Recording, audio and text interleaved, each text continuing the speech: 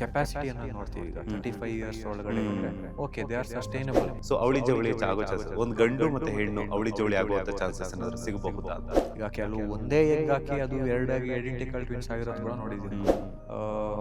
Serology test ಹಾಕಿರ್ತೀವಿ, HIV 2 ಆ ಥರ ಎಲ್ಲ ಬ್ಲಡ್ ಟೆಸ್ಟ್ ಅಗೇನ್ ಎಲ್ಲ ಥರ ಟೆಸ್ಟ್. ಮತ್ತು ವಿಮೆನ್ಸ್ಗೆ ಅನಾಟಮಿಕಲ್ ಟೆಸ್ಟ್ ನೋಡ್ತಾರೆ, ಅದೇ ಯೂಟ್ರಸ್ ಹೇಗಿದೆ, ಶೇಪ್ ಹೇಗಿದೆ.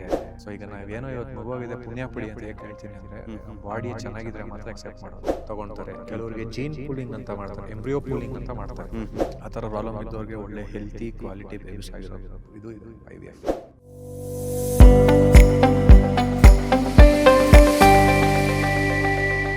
ಆಗಿ ನಾವು ಭಾವನಾ ಅವರ ಒಂದು ಲೈಫಲ್ಲೂ ಕೂಡ ನೋಡಿದ್ವಿ, ಅವರು ಅನೌನ್ಸ್ ಮಾಡಿದಾಗ ಟ್ವಿನ್ಸ್ ಇದ್ದಾರೆ ಅನ್ನುವಂಥದ್ದಿದೆ.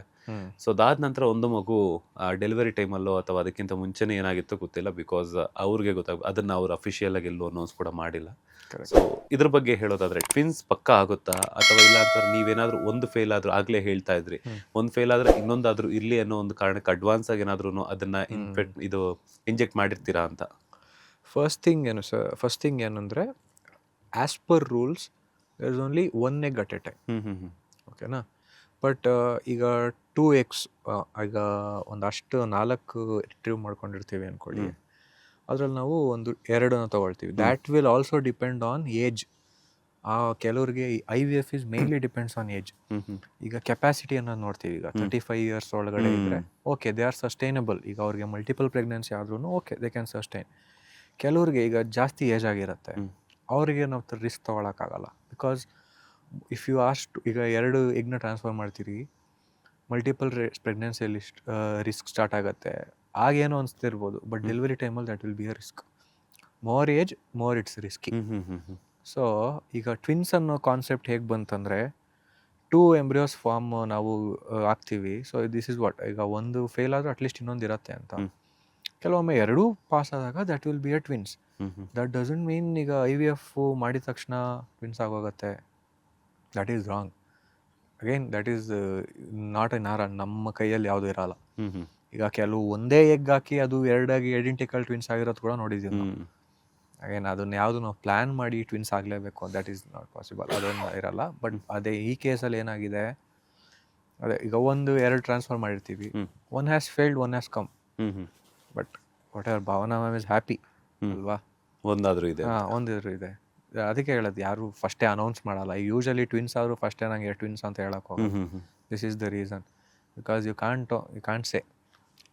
That is common sir. ಈ IVF ಟ್ರೀಟ್ಮೆಂಟ್ ತಗೊಳ್ಳೋದಕ್ಕಿಂತ ಮೊದಲು ಏನೆಲ್ಲ ಟೆಸ್ಟ್ಗಳನ್ನು ಮಾಡಬೇಕಾಗುತ್ತೆ ಅಂತ? IVF ಈಗ ಒಂದ್ಸತಿ ನೀವು ಇಲ್ಲಿಗೆ ಬಂದಾಗ, ಮೆನ್ಸ್ ಅಂತ ಬಂದರೆ ಸೀಮೆನ್ ಅನಾಲಿಸಿಸ್ ಅಂತ ಇರುತ್ತೆ, ಬೇಸಿಕ್ ಟೆಸ್ಟ್. ಅವ್ರದ್ದು ಸೀಮೆನಲ್ಲಿ ಸ್ಪರ್ಮ್ಸ್ ಕಾನ್ಸಂಟ್ರೇಷನ್ ಹೆಂಗಿದೆ, ಸ್ಪರ್ಮ್ ಕ್ವಾಲಿಟಿ ಹೇಗಿದೆ, ಮೊಟಿಲಿಟಿ ಹೇಗಿದೆ, ಅಂದರೆ ಮೂವ್ಮೆಂಟ್ ಹೇಗಿದೆ, ವಿಸ್ಕಾಸಿಟಿ ಹೇಗಿದೆ.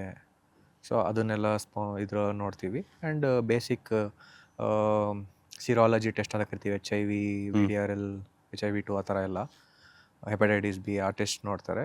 ಮತ್ತು ಹಾರ್ಮೋನಲ್ ಲೆವೆಲ್ಸ್ ಚೆಕ್ ಮಾಡ್ತಾರೆ. Same goes for women also. Ovary function ನೋಡ್ತಾರೆ, ಫಾಲಿಕಲ್ ಸ್ಕ್ಯಾನ್ಸ್ ಇರುತ್ತೆ, TSH, ಥೈರಾಯ್ಡ್ ಟೆಸ್ಟ್, ಎಲ್ಲ ಹಾರ್ಮೋನ್ಸು, ಈಸ್ಟ್ರೋಜನ್ ಎಲ್ಲ ಹೇಗಿದೆ. ಕೆಲವ್ರಿಗೆ ಆ್ಯಂಡ್ರೋಜನ್ ಲೆವೆಲ್ಸ್ ಜಾಸ್ತಿ ಇರುತ್ತೆ, ಕೆಲವ್ರಿಗೆ prolactin test, blood tests and again ಎಲ್ಲ ಥರ ಟೆಸ್ಟು. ಮತ್ತು ವಿಮೆನ್ಸ್ಗೆ ಅನಾಟಮಿಕಲ್ ಟೆಸ್ಟ್ ನೋಡ್ತಾರೆ, ಅದೇ ಯೂಟ್ರಸ್ ಹೇಗಿದೆ, ಶೇಪ್ ಹೇಗಿದೆ, ಓವರೀಸ್ ಹೇಗಿದೆ, ಏನಾದರೂ ಪ್ರಾಬ್ಲಮ್ ಇದೆಯಾ ಒಳಗಡೆ. ಕೆಲವ್ರಿಗೆ ಪಾಲಿಪ್ಸ್ ಅಂತ ಎಲ್ಲ ಇರುತ್ತೆ. ಸೊ ಯೂಟ್ರಸ್ಸಲ್ಲಿ ನಿಮಗೆ ಗೆಡ್ಡೆ ಅಂಶ ಎಲ್ಲ ಇರುತ್ತೆ. ಸೊ ಅದನ್ನೆಲ್ಲ ಫಸ್ಟೇ ಚೆಕ್ ಮಾಡ್ತಾರೆ. ಫಸ್ಟ್ ಅದನ್ನು ಕ್ಲಿಯರ್ ಮಾಡ್ಕೊಂಡು ನೆಕ್ಸ್ಟ್ IVF ಹೋಗ್ತಾರೆ. ಈ IVF ಮಾಡ್ಕೋಬೇಕಾದ್ರೆ ಈಗೇನಿದ್ರು ಹೆಂಗೆ ಅಂತಂದರೆ, ಮಗು ಹುಟ್ಟೋದಕ್ಕಿಂತ ಮೊದಲೇ ಅದು ಗಂಡ ಹೆಣ್ಣ ಅಂತ ತಿಳ್ಕೊಳ್ಳುವಂಥ ಕ್ಯೂರಿಯಾಸಿಟಿ ಇದೆ. ಅದರಲ್ಲೂ ದೊಡ್ಡವ್ರಿಗಂತೂ ನಂಗೆ ಗಂಡು ಮಗುನೇ ಬೇಕು ಈಗ ಅನ್ನುವಂಥದ್ದು, ಅಜ್ಜಿ ತಾತಂದ್ರಿಗೆಲ್ಲನೂ ಗಂಡು ಮಗು ಆದರೆ ವಂಶೋದ್ಧಾರಕ ಅನ್ನುವಂಥದ್ದೆಲ್ಲ ಇರುತ್ತೆ. ಸೊ IVF ಮೂಲಕ ಟ್ರೀಟ್ಮೆಂಟ್ ತಗೊಳ್ತಿರೋ ಅಂಥವ್ರಿಗೆ ಈ ಗಂಡು ಮಗುನೇ ಬೇಕು ಅನ್ನುವಂಥ ಆಯ್ಕೆಗಳೇನಾದರೂ ಇದೆಯಾ, ಅಥವಾ ಹೆಣ್ಮಗುನೇ ಬೇಕು ಅನ್ನುವಂಥ ಆಯ್ಕೆಗಳಿದೆಯಾ? ಆ್ಯಂಡ್ ಇನ್ನೊಂದೇನಂತಂದರೆ, ಈ ಅವಳಿ ಜವಳಿ ಆಗುವಂತಹ ಚಾನ್ಸಸ್ ಇರೋದ್ರಿಂದ ನೀವೇ ಹೇಳ್ತೀರಾ, ಒಂದೊಂದು ಎಗ್ಗಿಗೆ ಒಂದೊಂದು ಸ್ಪರ್ಮ್ಸ್ನ ಜಾಸ್ತಿ ಅಡಾಪ್ಟ್ ಮಾಡ್ತೀವಿ ಅಂದಾಗ, ಸೊ ಅವಳಿ ಜವಳಿ ಆಗೋ ಚಾನ್ಸಸ್, ಒಂದು ಗಂಡು ಮತ್ತು ಹೆಣ್ಣು ಅವಳಿ ಜವಳಿ ಆಗುವಂಥ ಚಾನ್ಸಸ್ ಏನಾದರೂ ಸಿಗಬಹುದಾ ಅಂತ? ಸೊ ಫಸ್ಟ್ ಥಿಂಗು, ಈ ಕ್ವೆಶ್ಚನಿಗೆ ಹೇಳೋದು ನಾನೇ ಅಂದರೆ, ಇಫ್ ಒಬ್ರಿಗೆ ಗಂಡಾಗತ್ತೆ, ಒಬ್ರಿಗೆ ಹೆಣ್ಣಾಗತ್ತೆ, ಅದು ಯಾರ ಕೈಯಲ್ಲೂ ಇರಲ್ಲ sir. That is universe way of saying. Balance create ಮಾಡ್ತದೆ ಯೂನಿವರ್ಸ್ ಭೂಮಿಯಲ್ಲಿ. ಒಬ್ರು ಜಾಸ್ತಿ ಇದು ಮಾಡೋಕ್ಕಾಗಿಲ್ಲ, ಬರೀ ಗಂಡಸ್ರೇ ಆದರೆ ಸಾಲ ಆಗಲ್ಲ ಭೂಮಿಯಲ್ಲಿ. ಹೌದು. ಫಸ್ಟ್ ಅದನ್ನ ಜನ ಬಿಟ್ಬಿಡ್ಬೇಕು, ನಂಗೆ ಹೆಣ್ಣೆ ಬೇಕು ಗಂಡು ಬೇಕು, ಮಗು ಈಸ್ ಮಗು, ಆಯಿತಾ. ಸೊ ಫಸ್ಟ್ ಥಿಂಗ್, ಈಗ boy baby girl baby IVF ಅಲ್ಲಿ no guarantee. First of all sir, IVF ಅಲ್ಲಿ ಬೇಬಿನೇ ಗ್ಯಾರಂಟಿ ಮಾಡಲ್ಲ 100%. ಓಕೆನಾ, ಅದರಲ್ಲಿ ಬಾಯ್ ಗರ್ಲ್ ಅವೆಲ್ಲ ಇಲ್ಲ. But there is one option. ಒಂದೇನಂದರೆ not in terms of gender ಹೇಳ್ತಾ ಇದ್ದೀನಿ ನಾನು, ಕ್ರೋಮೋಸೋಮ್ಸ್ ಅಂತ ಇರುತ್ತೆ ಕೆಲವ್ರಿಗೆ ದೇರ್ ಆರ್ ಡಿಫೆಕ್ಟ್ಸ್. ನೀವು ಏನಕ್ಕೆ IVF ಆದಮೇಲೂ ಕೆಲವ್ರಿಗೆ ಮಿಸ್ಕ್ಯಾರಿಯೇಜ್ ಆಗೋಗುತ್ತೆ ಅಂತ ಕೇಳಿದ್ರಲ್ಲ, this is also the reason. ಕೆಲವಾಗ ಎಂಬ್ರಿಯೋಸ್ ಹಾಕಿರ್ತೀವಿ, that won't be a good form. ನೋಡೋಕೆ ಚೆನ್ನಾಗೇ ಇರುತ್ತೆ, ಬಟ್ ಒಳಗಡೆ ನೀಟಾಗಿ ಫಾರ್ಮ್ ಆಗಿರಲ್ಲ. So that is body's way of saying, ನಮ್ಮ ಬಾಡಿ ಅದನ್ನು ಎಕ್ಸೆಪ್ಟೇ ಮಾಡಲ್ಲ. ಸೊ ಈಗ ನಾವೇನೋ ಇವತ್ತು ಮಗುವಾಗಿದೆ ಪುಣ್ಯ ಪಡಿ ಅಂತ ಹೇಗೆ ಹೇಳ್ತೀನಿ ಅಂದರೆ, ನಮ್ಮ ಬಾಡಿ ಚೆನ್ನಾಗಿದ್ರೆ ಮಾತ್ರ ಎಕ್ಸೆಪ್ಟ್ ಮಾಡೋದು. ಈಗ ಕೆಲವು ಎಂಬ್ರಿಯೋಸ್ ಒಳಗಡೆ ಕ್ರೋಮೋಸೋಮ್ಸ್ ಏನಿರಲ್ಲ, ಅದರಿಂದ ಏನಾಗುತ್ತೆ, ಮಿಸ್ಕ್ಯಾರಿಯೇಜ್ ಆಗೋಗುತ್ತೆ. ಸೊ ಅದು ಅನ್ನೋದೇ ಹೇಳೋದು, ಅದನ್ನು ತಪ್ಪು ತಿಳ್ಕೊಬೇಡಿ. ನಿಮ್ಮ ಬಾಡಿ ಎಕ್ಸೆಪ್ಟ್ ಮಾಡಿಲ್ಲ, ಏನೋ ತಪ್ಪಾಗ್ತಿತ್ತು ಅದನ್ನು ಡಿಟ್ಯಾಚ್ ಮಾಡಿದೆ ಅಷ್ಟೇ. So when it comes to this, ನಮಗೇನಾಗುತ್ತೆ ಈ ಥರ. ಈಗ ಇನ್ನೊಂದು ಅಡ್ವಾನ್ಸ್ ಟೆಸ್ಟ್ ಇದೆ. ಏನು ಮಾಡ್ತೀವಿ ನಾವು, ಬಯಾಪ್ಸಿ ಅಂತ ಒಂದು ಪ್ರಾಸೆಸ್ ಇದೆ. ಎಂಬ್ರಿಯೋಸ್ದು ಒಂದು ಪಾರ್ಟ್ ಆಫ್ನ ಲ್ಯಾಬಿಗೆ ಕಳಿಸ್ತೀವಿ. ಸೊ ಅಲ್ಲಿ ಕ್ರೋಮೋಸೋಮ್ಸ್ ಏನಿದೆ, ಏನಾನ ಡಿಫೆಕ್ಟ್ ಆಗ್ಬೋದಾ ಪಾಪುಗೆ ಅನ್ನೋದು ಫಸ್ಟೇ ನಮಗೆ ಗೊತ್ತಾಗುತ್ತೆ. ಸೊ ಅದೊಂದು ಟೆಸ್ಟ್ ಇದೆ. ಅದೆಲ್ಲ ಇದೆ ಬಿಟ್ಟರೆ ಗಂಡು ಹೆಣ್ಣು ಅನ್ನೋದು ಅಲ್ಲ, ಅದು ಗೊತ್ತಾಗಲ್ಲ. ಓಕೆ, ಈಗೇನಂದರೆ ಈ ಸ್ಪಾಮ್ ಕಡಿಮೆ ಇರುವಂಥ ಪುರುಷರಲ್ಲಿ ಮಕ್ಕಳಾಗುವಂಥ ಚಾನ್ಸಸ್ ಕಡಿಮೆ ಅಂತ ಹೇಳ್ಬಿಟ್ಟಿದೆ. ಅದೇ ರೀತಿ ಸ್ಪಾಮ್ ಜೊತೆಗೆ ಈ ಎಗ್ ಕೌಂಟ್ ಅನ್ನೋದು ಕೂಡ ತುಂಬ ಇಂಪಾರ್ಟೆಂಟ್ ಆಗುತ್ತೆ.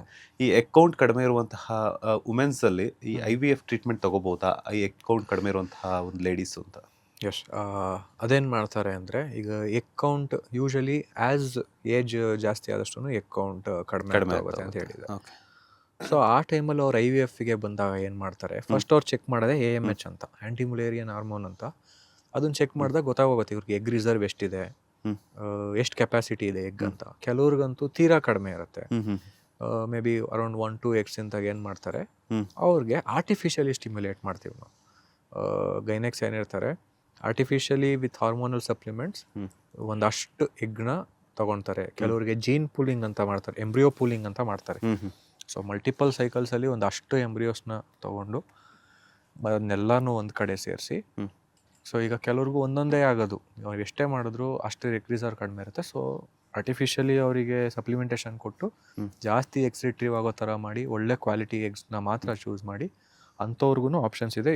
ಸುಮಾರು ಜನಕ್ಕೆ ಆ ಥರ ಪ್ರಾಬ್ಲಮ್ ಇದ್ದವ್ರಿಗೆ ಒಳ್ಳೆ ಹೆಲ್ತಿ ಕ್ವಾಲಿಟಿ ಬೇಬೀಸ್ ಆಗಿರೋ ಇದು ಇದೆ IVF ಅಲ್ಲಿ.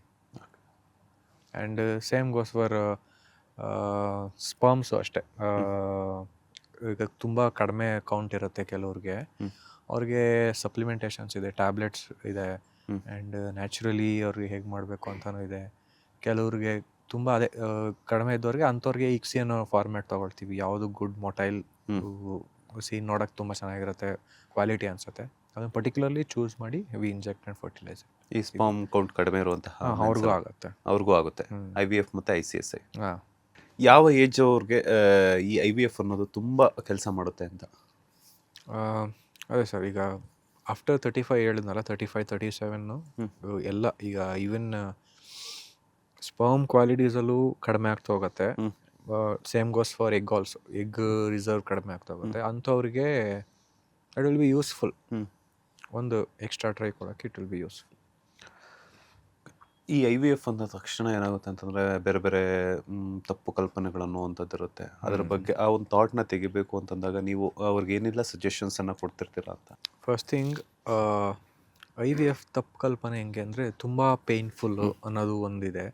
ಮತ್ತು ಇನ್ನೊಂದೇನೆಂದರೆ, ಮೇಯ್ನ್ ಥಿಂಗು, ಕೆಲವು ಮೂವೀಸಲ್ಲಿ ಇನ್ಸ್ಪೈರ್ ಆಗಿ ಜನ ಯಾರ್ಯಾರ್ದೋ ಮಿಕ್ಸ್ ಮಾಡಿಬಿಡ್ತಾರೆ. ಯಾರ್ಯಾರ್ದು ನಮ್ಮದೇ ಪಾಪು ಇರಲ್ಲ, ಅದು ಸುಮ್ಮನೆ ನಾವು ಮಾಡ್ಕೊಬೇಕು.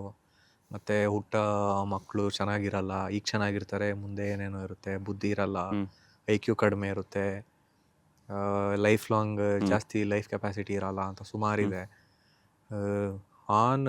ಇಷ್ಟೆಲ್ಲ ಹಂಗೆಲ್ಲ ಇದ್ದಿದ್ರೆ ಸರ್, ಇಷ್ಟು ವರ್ಷ ಎಲ್ಲ IVF ಬರ್ತಾನೆ ಇರಲಿಲ್ಲ. First of all, there are cytokines ಲೆವೆಲಲ್ಲಿ ಒಂದಷ್ಟು ಪ್ರಾಬ್ಲಮ್ಸ್ ಆಗ್ಬೋದೇನೋ ಅಷ್ಟೇ, ಅದು ಇಲ್ಲ ಇನ್ ಕೇಸ್ ಆದ್ರೂ. ಬಟ್ ದೇರ್ ಇಸ್ ಒಂದು ಸ್ವಲ್ಪ ಡಿಫ್ರೆನ್ಸ್ ಇಲ್ಲ, ಇಂಟೆಲಿಜೆನ್ಸ್ ಆಗಲಿ, ಬೇಬಿ ವೆಯ್ಟ್ ಆಗಲಿ, ಬೇಬಿ ಲೈಫ್ ಸ್ಪ್ಯಾನ್ ಆಗಲಿ, ಅದರಲ್ಲೆಲ್ಲ ಬೇಬೀಸ್ಗೆ ಏನೂ ತೊಂದರೆ ಆಗಲ್ಲ.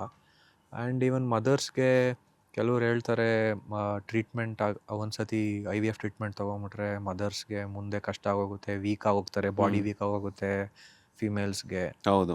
ಹಂಗೇನು ಆಗಲ್ಲ ಸರ್. ಅದೇ ಹೇಳ್ನಲ್ಲ, ಎಷ್ಟೋ ಸುಮಾರು ಉದಾಹರಣೆ ಇದೆ, ಅಲ್ಲಿಂದ ಲೈಫ್ ಸ್ಟೈಲ್ ಚೇಂಜ್ ಆಗಿರೋ ಉದಾಹರಣೆನೂ ಇದೆ. ಯಾಕಂದರೆ ಹಾರ್ಮೋನಲ್ ಸಪ್ಲಿಮೆಂಟೇಷನ್ ಹಂಗಿರೋದ್ರಿಂದ ಅಲ್ಲಿಂದ ಲೈಫ್ ಸ್ಟೈಲ್ ವಾಪಸ್ ನಾರ್ಮಲಿಗೆ ಬಂದಿರೋ ಎಕ್ಸಾಂಪಲ್ಸು ಸುಮಾರಿದೆ ವಿಮೆನ್ಸಲ್ಲಿ. There is nothing. ಆ ಥರ ಭಯ ಪಡೋ ಅಂಥದ್ದೆಲ್ಲ ಏನೂ ಇಲ್ಲ. ಅದೇ ಕಾಸ್ಟ್ ಕಟ್ಟಿಂಗ್ ಅಂತ ಹೇಳಿದ್ನಲ್ಲ, ಅದು ಹೇಳಿದ್ನಲ್ಲ, ಈಗ ಅದು ಅಫೋರ್ಡೆಬಲ್ ಆಗಿದೆ. There is nothing to worry.